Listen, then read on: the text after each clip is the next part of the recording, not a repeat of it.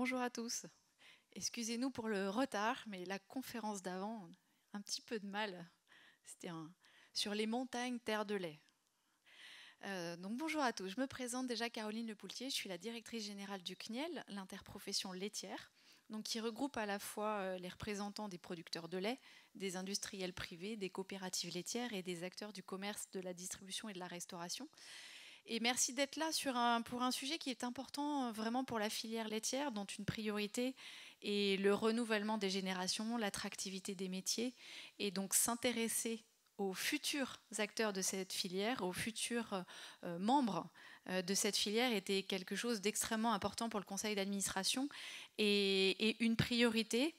Et l'année dernière a été lancé à titre expérimental, donc sous la houlette de Patrick et avec les équipes du CNIEL, un challenge auprès des lycées agricoles afin de pouvoir mobiliser finalement les élèves pendant leur programme pédagogique autour des sujets qui sont prioritaires pour la filière laitière et notamment la stratégie de responsabilité sociétale France Terre de lait et de voir comment au travers d'idées innovantes, de propositions de jeunes, et bien finalement on pouvait accompagner et faire émerger de nouvelles idées et surtout les récompenser pour pouvoir faire partager les priorités de la filière laitière avec l'ensemble des futurs acteurs que sont les jeunes que vous êtes. Merci à tous et puis je vais passer la parole à Patrick pour nous présenter le challenge et puis ensuite voir créer des vocations pour celui de cette année. Merci Caroline. Donc, merci à tous d'avoir répondu favorablement à notre invitation. Donc, je vais essayer en quelques diapositives, il n'y en a que 52 donc ça ira, de vous présenter un petit peu les tenants et les aboutissants de cette action. On va dire en plusieurs étapes. L'étape, comme l'a précisé Caroline, de la phase de test qui nous a permis de voir un petit peu comment bien caler cette action. Et au passage, je remercie qui est présent aujourd'hui le lycée de Terre-Nouvelle qui avait fait partie des 3 lycées au niveau national pour faire cette phase de test. Ensuite, on vous présentera également les résultats de la première édition, puisque quand la phase de test a été validée septembre 2020, dans la foulée, on a démarré la première édition. Je vous donnerai un petit peu tous ces résultats et on terminera par la présentation du calendrier pour la campagne 2021-2022, puisque le CNIEL a décidé de relancer pour la deuxième année la deuxième édition. Et tout au long de cette discussion, de ces échanges, on a la chance aussi d'avoir une entreprise qui est parmi nous, qui faisait partie des jurys, puisqu'il y a eu à peu près une vingtaine d'entreprises rattachées à la filière laitière, du moins qui travaillent avec la filière laitière. C'est aujourd'hui l'entreprise Simbelli qui se présentera, qui a jugé un certain nombre de dossiers et qui donnera son ressenti par rapport à cette action. Voilà. Donc pour commencer, qu'est-ce que c'est le challenge? Bien. Donc quelques lignes. Déjà, c'est un exercice, on va dire, un exercice pédagogique. Il fallait choisir une cible. Bon, on a dit aujourd'hui, dans les diplômes agricoles, il y a des diplômes qui sont, on va dire, assez vulgarisés et qui intéressent un bon nombre d'étudiants. Ce sont les diplômes de niveau BTS et notamment sur 2 spécialités que sont la spécialité AXE, tout ce qui est gestion de l'exploitation agricole, et aussi la spécialité production animale. Donc on a dit on va travailler avec ce type de public et plus précisément on va travailler avec les étudiants en première année de formation. Pourquoi?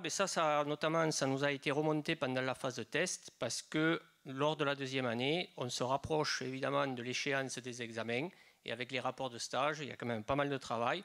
Donc il ne fallait pas vouloir rajouter un étage à la fusée en deuxième année. Donc c'est pour ça qu'on a dit, soyons raisonnables, on va rester sur les premières années. Cet exercice, il a comme objectif d'essayer de voir qu'est-ce que met en place un agriculteur, qu'est-ce qu'il a mis en place. Ce n'est pas un projet, c'est quelque chose qu'il a déjà fait. Un agriculteur, un éleveur laitier, qu'est-ce qu'il a mis en place sur son exploitation et qu'est-ce que c'est qui va la rendre plus durable. Donc ça permet d'avoir un support concret d'études à la fois pour les étudiants à la fois également pour les enseignants. Et tout ceci, on ne l'a pas précisé dans l'introduction, mais c'est fait dès le départ en accord avec la DGER au niveau national. C'est-à-dire que cet exercice, dès le départ, a été validé au niveau du ministère de l'Agriculture. Voilà. Donc l'intérêt, c'est de permettre notamment aux exploitants de communiquer sur leurs pratiques. Et comme l'a précisé Caroline tout à l'heure, ça permet aussi de faire, on va dire, découvrir, ou du moins mieux connaître la démarche sociétale France Terre de lait, aussi bien aux étudiants qu'aux enseignants. Voilà, donc ça c'est un petit peu pour planter le débat. Donc là, je vous disais tout à l'heure, il y a eu au départ une phase de test. Cette phase de test, elle s'est réalisée grâce à 3 lycées au niveau national qui ont été volontaires. Le lycée agricole de Pamiers, pour avoir un lycée, on va dire, en zone de plaine, et plutôt le lycée qui, dans le sud-ouest, est dans une zone où, malheureusement, on n'est pas en forte croissance laitière. Voilà. Ensuite, je passe à l'autre bout en remontant le lycée Terre-Nouvelle pour avoir un lycée plutôt en zone Piémont-Montagne. Voilà. Où là, par contre, l'élevage a toute sa place et toute son importance. Et enfin, on ne pouvait pas parler de production laitière sans parler de la zone laitière la plus dense au niveau national, qui est la Bretagne, Pays de Loire et Normandie, avec un lycée breton, qui est le lycée des vergers de Dole de Bretagne. Voilà. Donc cette phase de test, elle s'est déroulée, alors pour la petite anecdote, totalement en pleine phase Covid. Je me rappelle notamment les échanges, elle pourra le témoigner, avec Nathalie et les autres professeurs qui ont servi d'intermédiaires. On s'est rencontrés au salon en 2020 pour planter le décor. Mars 2020, scénario Covid que tout le monde connaît, avec confinement. Et dès le mois d'avril, on s'est dit, qu'est-ce qu'on fait? On continue, on ne continue pas. Et unanimement, sans qu'ils se échangent entre eux, les 3 lycées ont dit, on continue. On continue, l'essai, on va voir. Voilà. Donc ça veut dire le décor était planté, ils ont été jusqu'au bout. Et jusqu'au bout, le 24 septembre 2020, ils ont fait leur présentation, ils pourront vous en dire un mot, évidemment en visio. Et le jury s'était réuni pour l'occasion à la Maison du Lait, pour écouter un petit peu les présentations des étudiants. Tout ceci a été, on va dire, plutôt concluant. Notamment dans le jury, il y avait pas mal de professionnels de la filière. Ils ont dit cet exercice, vraiment, pour tous les échanges que vous avez annoncés, ça vaut le coup. Donc il faut y aller. Donc on a lancé officiellement la première édition en octobre 2020, avec des inscriptions en novembre pour avoir une finale en 2021. Et là, par contre, initialement, on se disait peut-être on arrivera à faire quelque chose de physique, mais malheureusement, non. Tout s'est fait en distanciel. Voilà, donc ça, c'est un petit peu pour parler de la phase de test. Donc là, je vais passer rapidement. C'est un petit peu le contenu de cet exercice. Alors, je ne vais surtout pas dire un mot qui fâche. Ils ne sont pas trop nombreux, mais enfin, il y en a quand même pas mal. Il y a des étudiants dans la salle. Je ne vais surtout pas parler de rapport. C'est un petit dossier. Moi, j'appelle ça un petit dossier parce que des rapports, je sais que vous en faites. Vous en avez fait pas mal. Donc, le but, ce n'était pas d'en faire un de plus. C'est un dossier de 15 pages qui doit permettre d'expliquer ce qu'on a dit jusqu'à maintenant, c'est-à-dire qu'est-ce qu'a mis en place l'agriculteur. Et vous verrez tout à l'heure, on vous donnera quelques exemples pour voir que c'est assez varié, que ça touche à tous les sujets, aussi bien techniques qu'économiques, que main-d'œuvre, que voilà, ça peut être des sujets tout à fait variés. Et l'autre particularité, c'est que ces dossiers vont être évalués par des gens qui sont au quotidien sur le terrain. On verra aussi une diapositive qui nous présente un petit peu la diversité des entreprises qui ont répondu aussi favorablement pour être jury. Voilà. Alors, c'est un exercice qui se fait sur la première année scolaire du BTS, on l'a dit. Inscription en ligne sur le mois de novembre. Ensuite, 4 mois pour les équipes engagées pour réaliser leur dossier. Fin mars, le dossier est envoyé à la Maison du Lait, réparti dans les différents jurys. Et fin avril, la finale à Paris pour tous les établissements, je précise, qui sont allés jusqu'au bout, c'est-à-dire qui ont renvoyé le dossier. Et ce jour-là, on va on va classer les dossiers et les 5 premiers vont être récompensés principalement, si vous voulez, la récompense, c'est surtout pour les encourager à continuer à travailler dans la filière, mais surtout pour leur faciliter des actions pédagogiques. Voilà, c'est plus symbolique qu'autre chose. Voilà. Mais c'est vraiment l'idée, elle est de montrer que l'engagement, il ne s'est pas fait pour rien et qu'il y a quand même des récompenses. Voilà. Donc les fameux 5 lycées. Alors, avant de passer la parole à Nathalie et à l'entreprise qui est présente, qui a servi, à savoir Johan Brass, qui représente l'entreprise Simbeli, une petite carte qui vous présente la répartition de l'ensemble des établissements des 21 lycées qui se sont engagés en 2021. Donc, déjà, premier abord, une très très bonne répartition et on couvre un petit peu tout le territoire avec au départ, le Covid ne nous a pas aidé notamment aussi pour la communication, c'était quand même un petit peu compliqué et malgré ça, vous voyez, il y a eu pas mal de réponses. Quelque chose d'assez bien équilibré entre la filière production animale et la filière axe, on peut dire quasiment du 50-50. Et par contre, ce qui est intéressant, c'est ce qui va suivre, à savoir le nombre d'étudiants engagés, plus de 75 étudiants, accompagnés par le ou les professeurs, puisqu'on demandait un professeur référent, mais je me suis aperçu qu'ils étaient souvent 2 voire plus pour soutenir leurs étudiants. Et derrière, on a eu quand même 21 exploitations qui ont servi de support, et ceci sur 19 départements, puisqu'il y a eu des départements, on va dire, un peu plus rapides pour participer, ce qui fait que certains départements avaient 2 lycées d'engagés. Voilà. Donc là, on reprend les statistiques du nombre de personnes engagées. Ce qu'il faut retenir, c'est que le challenge, grosso modo, ça va être entre 120 et 150 personnes, entre les étudiants, les enseignants, les professionnels qui servent de jury, qui vont échanger sur la filière laitière.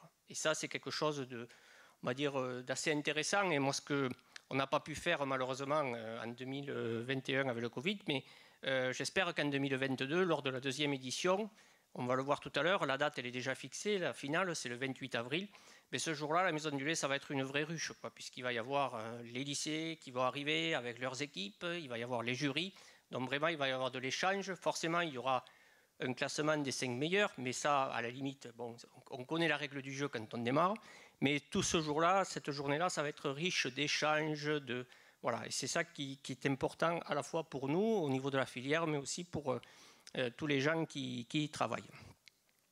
Voilà, alors, moi maintenant je pense que j'ai pour ma part assez parlé. Avant de donner la parole au lycée, j'arrive sur la diapositive des entreprises et j'invite Johan, si vous voulez bien, à venir me dire un petit mot.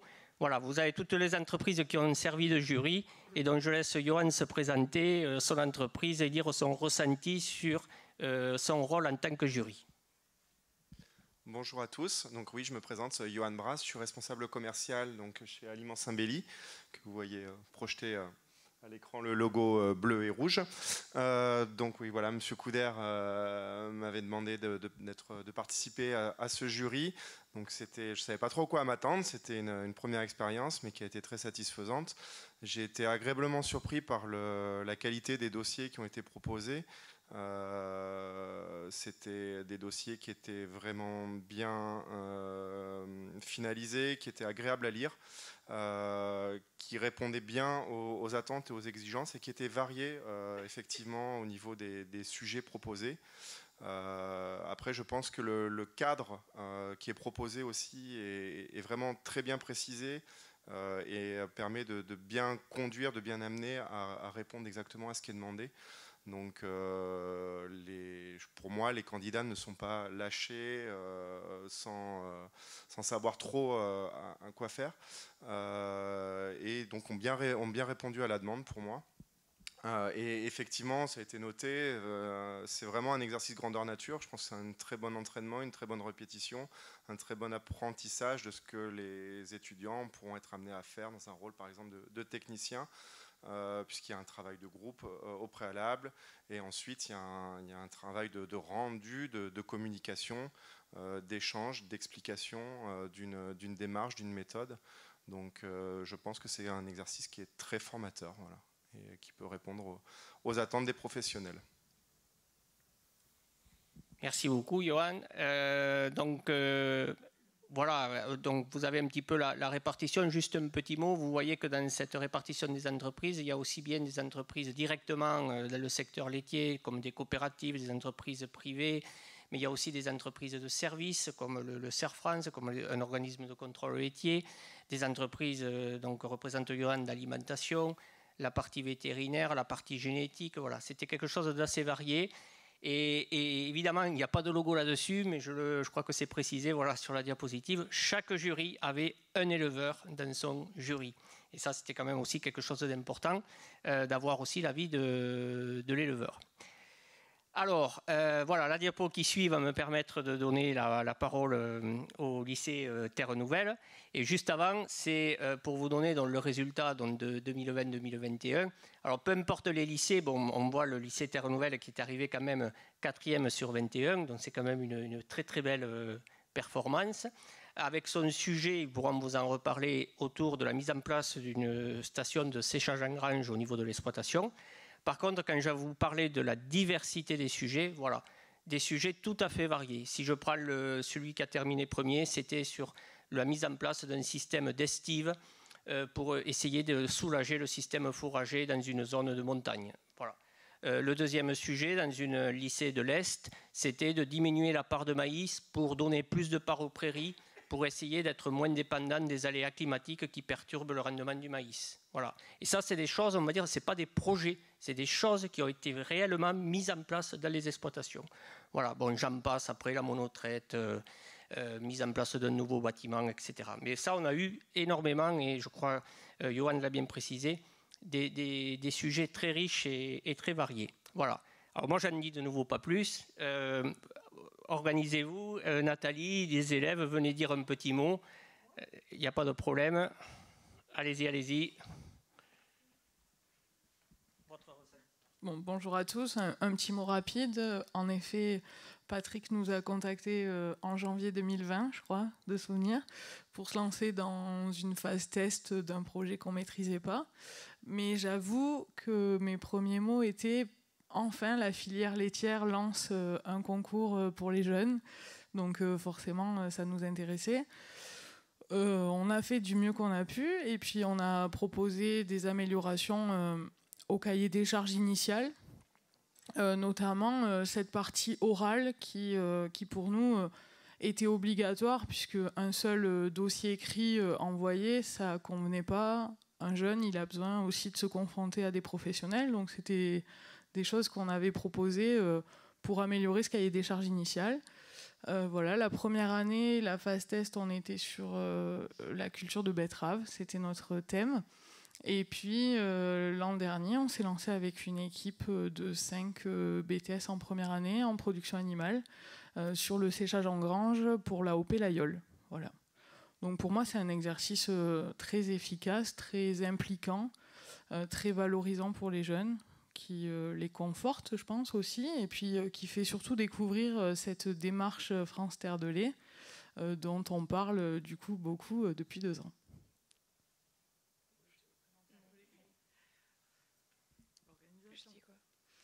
Bon, du coup, comment ça s'est déroulé? Alors, on a visité une ferme qui avait mis en place le séchage en grange. Donc après, on a procédé à l'écriture du dossier et on s'est entraîné à l'oral. Du coup, c'est Johan qui a présenté l'oral, donc il pourrait présenter l'oral. Mais non, après, l'expérience a été très enrichissante. On a découvert beaucoup de choses et tout ça. Avoir l'avis de professionnels et même de l'éleveur, ça, c'est quelque chose de très important.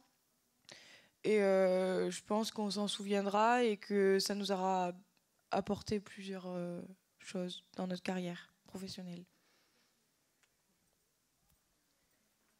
Merci beaucoup. Merci beaucoup. Je rebondis sur deux remarques. C'est sûr que ça fait plaisir de savoir que vous avez appris des choses, mais surtout, ça fait plaisir que malgré le contexte difficile que vous avez vécu, qu'on a tous vécu, mais que vous, en tant qu'étudiant, vous avez vécu avec le Covid, pareil, vous n'avez pas baissé les bras, vous avez été jusqu'au bout pour mener votre dossier. Et la remarque, c'est vrai que ça m'était sorti de la tête cette affaire-là, mais quand on avait fait la phase de test, la remarque qu'a fait Nathalie, dans notre cahier des charges initial, c'était faire un dossier, vous envoyez le dossier et puis vous recevez un courrier, heureux ou malheureux, en disant vous avez gagné, vous avez perdu. Et là, que ça soit Pamiers, mais que ça soit Marvejols, Pamiers ou les Bretons, sans se concerter, ils ont été unanimes, ils m'ont dit l'exercice, il peut être bien, mais il faut que les jeunes, ils défendent leur beefsteak, c'est-à-dire ils aillent défendre leur dossier là où vous voulez, mais il faut qu'ils défendent leur dossier. D'où l'idée de faire l'oral et de faire, pourquoi pas, à ce moment-là, l'oral à la Maison du Lait à Paris. Voilà. Alors, pour terminer mes 52 diapos, vous voyez, on est à la 50e. Comment ça va se passer pour la deuxième édition? La deuxième édition, à partir de novembre, même déjà vous pouvez y aller, sauf qu'actuellement vous allez être un peu frustré, vous allez voir tout est bien expliqué à long, à large, en travers.